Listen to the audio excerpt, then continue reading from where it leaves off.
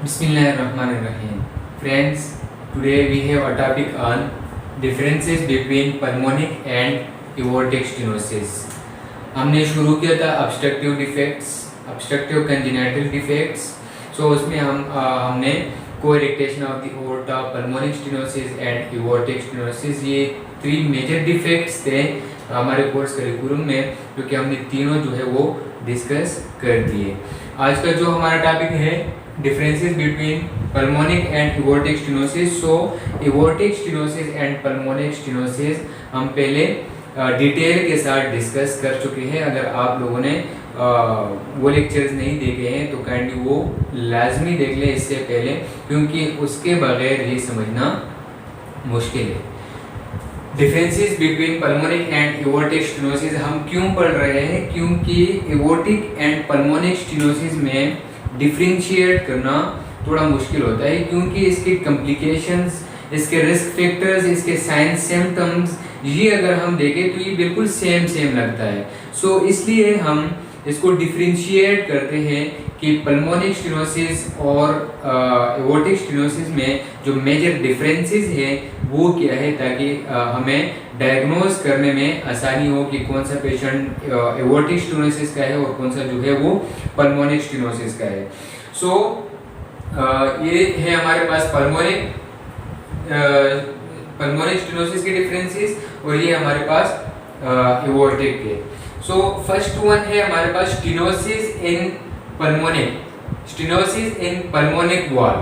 ठीक है, अगर हमारे पास पल्मोनिक वॉल है बिटवीन पल्मोनिक आर्टरी, ये हमारे पास पल्मोनिक आर्टरी है, ये टुवर्ड्स लंग्स ब्लड लेके जाता है, और ये हमारे पास पल्मोनिक वॉल है, और ये हमारे पास राइट वेंट्रिकल है. सो राइट वेंट्रिकल एंड ये पल्मोनरी आर्टरी के बीच में जो वॉल है, अगर इसमें स्टेनोसिस हो जाए, इसमें नैरोइंग हो जाए, तो उसको हम क्या कहते हैं? Pulmonic stenosis. अगर यही स्टेनोसिस जो है ये इस साइड पे इस वॉल में हो जाए, जिसको हम कहते हैं एओर्टिक वॉल. ये जो है ये एओर्टिक वॉल जो है it's a gateway between left ventricle and aorta. अगर इस वॉल में स्टेनोसिस हो जाए, नैरोइंग हो जाए, तो उसको हम क्या कहते हैं? स्टेनोसिस इन एओर्टिक वॉल. तो उसको हम कहते हैं एओर्टिक स्टेनोसिस. अगर पल्मोनिक वॉल में हो जाए तो उसको हम क्या कहते हैं? Pulmonic stenosis. दूसरा है हमारे पास राइट पल्मोनिक स्टेनोसिस में हमारे पास क्या होगा? Right ventricular hypertrophy. ये राइट वेंट्रिकल है, इसका साइज जो है वो इंक्रीज हो जाएगा. क्यों? क्योंकि आगे ऑब्स्ट्रक्शन है, आगे पाथवे जो है वो क्लोज्ड है. सो ब्लड जो है वो यहाँ पर एक्युमुलेट हो जाएगा और राइट वेंट्रिकल में ये हाइपरट्रॉफी हो जाएगी. ये हमने डिटेल के साथ वहां पर डिस्कस कर चुके हैं.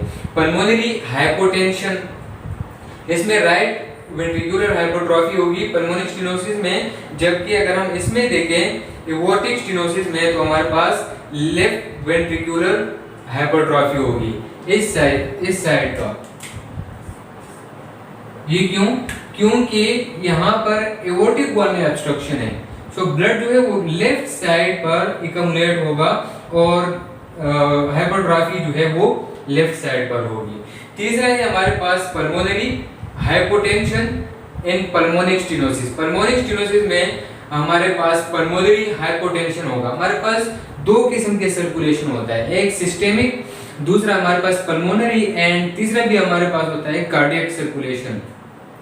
अगर हम ये डिस्कस कर रहे हैं कि हार्ट से टुवर्ड्स द लंग्स या लंग से टुवर्ड्स द हार्ट जो ब्लड आ रहा है, जो सर्कुलेशन है, उसको हम कहते हैं पल्मोनरी सर्कुलेशन. और हार्ट से टुवर्ड्स द बॉडी और बॉडी से टुवर्ड्स द हार्ट जो सर्कुलेशन है उसको हम सिस्टेमिक सर्कुलेशन कहते हैं. और from heart towards the heart उसको हम कहते हैं कार्डियक सर्कुलेशन. ये कोरोनरी आर्टरी होता है. तो पल्मोनिक स्टेनोसिस में पल्मोनरी हाइपोटेंशन होता है. किस तरह? पल्मोनिक स्टेनोसिस है यहाँ पर, तो यहाँ से टुवर्ड्स द लंग्स ब्लड का जो फ्लो है वो कम होगा, क्योंकि यहाँ पर ऑब्स्ट्रक्शन है. सो इसलिए अल्टीमेटली हमारे पास क्या होगा? Pulmonary hypotension. अगर हम एओर्टिक में देखें तो पल्मोनरी हाइपरटेंशन होता है। जो पल्मोनरी सर्कुलेशन है उसमें ब्लड का प्रेशर इंक्रीज होगा। क्यों? क्योंकि यहाँ पर ऑब्स्ट्रक्शन इस रीजन में है। अगर यहाँ पर ऑब्स्ट्रक्शन है तो ब्लड यहाँ पर एक्युमुलेट हो गया, यहाँ से लेफ्ट आर्टरियम में प्रेशर इंक्रीज हो गया और लेफ्ट आर्टरियम से टुवर्ड्स द लंग्स हमारे पास प्रेशर जो है वो इंक्रीज हो जाएगा and ultimately in the lungs भी प्रेशर इंक्रीज हो जाएगा। सो इसलिए एओर्टिक स्टेनोसिस में पल्मोनरी हाइपरटेंशन होता है, प्रेशर इंक्रीज होता है पल्मोनरी सर्कुलेशन में, और पल्मोनिक स्टेनोसिस में पल्मोनरी हाइपोटेंशन होता है, प्रेशर डिक्रीज होता है। फोर्थ वन है हमारे पास हाई सिस्टेमिक वेनस बीपी, अगर हम पल्मोनिक स्टेनोसिस में देखें, और अगर हम एओर्टिक स्टेनोसिस में देखें तो low systemic BP, high systemic venous BP. याद रहे कि पल्मोनिक स्टेनोसिस में अगर हम सिस्टेमिक सर्कुलेशन की बात करें तो जो वेनस सिस्टम है, वेनस सर्कुलेशन है, उसमें प्रेशर इंक्रीज होगा क्योंकि यहाँ पर ये ऑब्स्ट्रक्शन है और ये अल्टीमेटली यहाँ पर राइट आर्टरियम में भी प्रेशर इंक्रीज होगा। सो superior and inferior vena cava में भी प्रेशर इंक्रीज होगा। सो इसलिए देखिए फॉर एग्जांपल ये हमारे पास एक पाइप, ठीक है, और इस पाइप में इस साइड से वाटर फ्लो कर रहा है इस तरफ फ्रॉम राइट टुवर्ड लेफ्ट। अगर इसको मैं यहाँ से स्क्वीज कर दूं, ब्लॉक कर दूं, तो इस वाटर जो फ्लो कर रहा है उसका प्रेशर इस साइड पर इंक्रीज होता जाएगा। इसलिए सेम यहाँ पर ऑब्स्ट्रक्शन है तो प्रेशर यहाँ पर इंक्रीज होगा, फिर राइट आर्टरियम में, फिर superior vena cava, inferior vena cava, and जो वेनस सिस्टम है वो सारे के सारे वेनस सिस्टम में प्रेशर इंक्रीज होगा। सो इसलिए हम कहते हैं कि हाई सिस्टेमिक वेनस बीपी होगा, जबकि इसमें लो सिस्टेमिक बीपी आर्टरियल सर्कुलेशन की बात करेंगे हम। इसमें आर्टरियल आर्टरीज में बीपी जो है वो लो होगा, जबकि उसमें वेन्स में बीपी जो है वो इंक्रीज होगा। इसमें क्यों होगा? क्योंकि देखिए यहाँ पर ये ऑब्स्ट्रक्शन यहाँ पर है, सो एओर्टा में प्रेशर जो है वो डिक्रीज हो जाएगा क्योंकि इस तरफ ब्लड फ्लो जो है वो डिक्रीज है, और यहाँ पर जो ascending aorta and descending aorta towards the body जो है वो ब्लड का फ्लो जो है वो कम हो जाएगा, तो अल्टीमेटली हमारे पास प्रेशर भी कम होगा। फिफ्थ वन है हमारे पास लेफ्ट साइडेड मर्मर, जबकि पल्मोनिक स्टेनोसिस में, और अगर हम एओर्टिक स्टेनोसिस में देखें तो राइट साइडेड मर्मर। ये ड्यू टू वॉल्स लोकेशन है, क्योंकि पल्मोनिक वॉल जो है वो हमारे पास लेफ्ट साइड पर है below the second intercostal space behind the sternum, जबकि जो एओर्टिक वॉल है वो राइट साइड पर है below the left second intercostal space behind the sternum. So इसलिए ये सिर्फ ये पोजीशन के लिहाज से है, वॉल्स के पोजीशन के लिहाज से। सिक्स्थ वन है हमारे पास लोअर एक्सट्रीमिटीज एडेमा होगा पल्मोनिक स्टेनोसिस में। क्यों? क्योंकि वही बात कि यहाँ पर pressure increase, inferior superior inferior vena में pressure increase, so lower extremities की तरफ वेन्स में ब्लड का प्रेशर जो है वो इंक्रीज होता जाएगा और वो रिटर्न टुवर्ड्स द हार्ट नहीं हो पाएगा। सो इसलिए वहाँ पर एडेमा जो है लोअर एक्सट्रीमिटीज में इंक्रीज होना शुरू हो जाएगा। अगर हम एओर्टिक स्टेनोसिस में देखें तो यहाँ पर क्या होता है, पल्मोनरी एडेमा होता है। यहाँ पर इसमें लोअर एक्सट्रीमिटीज में एडेमा होगा पल्मोनिक स्टेनोसिस में, जबकि एओर्टिक स्टेनोसिस में पल्मोनरी एडेमा। देखिए यहाँ पर ऑब्स्ट्रक्शन है, यहाँ पर ये ब्लड एक्युमुलेट होता जा रहा है, लंग्स में एक्युमुलेट होता जाएगा, सो लंग्स में एडेमा क्रिएट होगा, कंजेशन जो है वो क्रिएट होगा। सो उस वजह से जो एओर्टिक स्टेनोसिस है उसमें पल्मोनरी एडेमा होगा। सेवंथ है हमारे पास हाइपोक्सीमिया में, अगर इन पल्मोनिक स्टेनोसिस, पल्मोनिक स्टेनोसिस में हाइपोक्सीमिया हो सकता है, ब्लड में ऑक्सीजन का लेवल कम हो सकता है, क्योंकि जब यहाँ पर ये ऑब्स्ट्रक्शन है तो ये इस साइड पर प्रेशर इंक्रीज होता जाएगा यहाँ पर चांसेस है कि जो हमारे पास फोरामेन ओवल होता है उसके ओपन हो जाने के चांसेस ज्यादा हो जाते हैं due to increase pressure in right side of the heart. तो यहाँ से डीऑक्सीजनेटेड ब्लड मूव करना शुरू हो जाएगा लेफ्ट आर्टरी में, क्योंकि वहां पर हमारे पास ऑक्सीजनेटेड ब्लड होता है, तो oxygenated and deoxygenated blood mix होगा और टुवर्ड्स द बॉडी जब जाएगा तो हाइपोक्सीमिया जो है वो क्रिएट कर सकता है।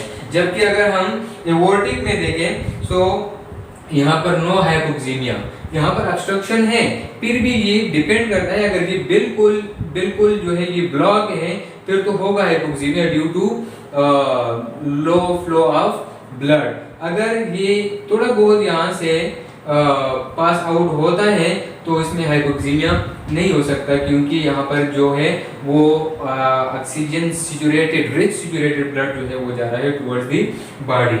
एड है हमारे पास पल्मोनिक स्टेनोसिस में हेपेटो एंड स्प्लीनोमेगाली होगा, क्योंकि जो हेपेटिक वेन है वो फ्रॉम लिवर ब्लड लेके जाता है towards the inferior vena cava. अब इंफीरियर वेना केवा में प्रेशर इंक्रीज है तो हेपेटिक वेन में भी प्रेशर इंक्रीज होगा, तो लिवर में भी प्रेशर इंक्रीज हो जाएगा, उसकी वजह से लिवर का साइज जो है वो इंक्रीज हो जाएगा, स्प्लीन का साइज जो है वो भी इंक्रीज हो जाएगा।